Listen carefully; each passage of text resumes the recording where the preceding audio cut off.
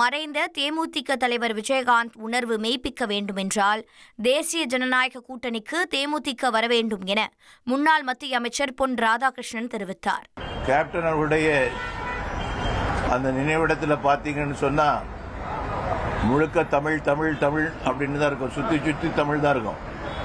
அப்போ அவருடைய ஊனோடும் உணர்வோடும் இரண்டரை கலந்து நின்றது தமிழ், தமிழன், தமிழ்நாடு.